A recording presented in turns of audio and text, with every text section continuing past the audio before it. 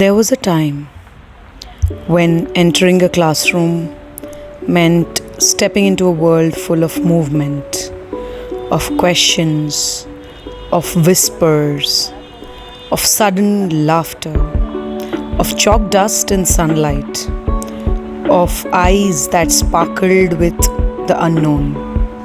A time when being alive in the classroom meant being here, not just in body, but in breath, in curiosity, in presence.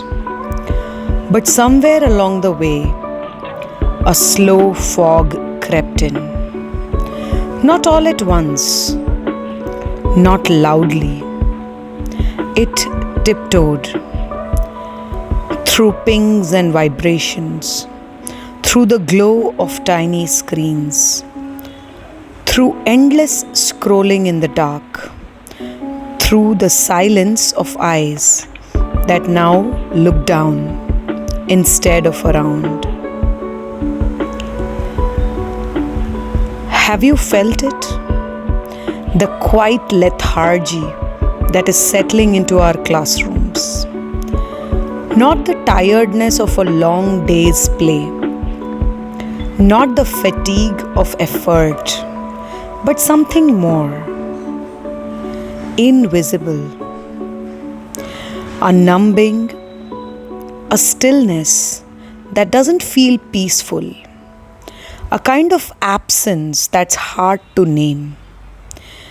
This lethargy doesn't enter with noise. It slips into the posture of slouched backs, into the dull gaze of students glued to screens, into the classroom where time feels flat. Our children are not lazy. They're tired from being overstimulated and underconnected. Their minds are full, but their hearts feel empty. Their fingers move fast, but their thoughts are scattered. We've mistaken access to everything as connection to something. We've mistaken access to everything as connection to something. But it doesn't have to stay this way. To be alive in the classroom is to invite life back into the room. It is not about technology versus tradition. It's about presence versus passivity. It's about choosing wonder over automation. It's about waking up the senses again. Hearing the sound of real voices instead of voice notes. Touching soil in the school garden instead of tapping on a screen. Making something with hands, not just the thumbs. It is about feeling the lesson, not just remembering it for a test. Can we slow down? Can we let silence breathe? Can we let boredom do its quiet work of leading children into imagination? Can we let them grow roots again? Not in data, but in earth, in stories, in each other. Being alive in the classroom is simple, but not always easy. It asks of us as adults, as teachers, as parents, to be alive first. To walk in not just as instructors, but as human beings with energy that invites others to wake up. A teacher who laughs, a teacher who listens, a teacher who pauses, who brings in a leaf, a question, or a story.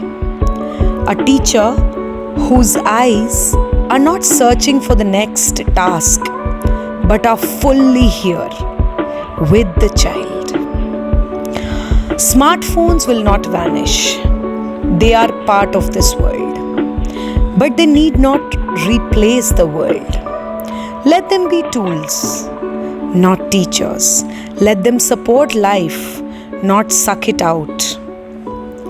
Let them not interrupt the song of the classroom. There is a kind of education that doesn't just fill the brain, but stirs the spirit.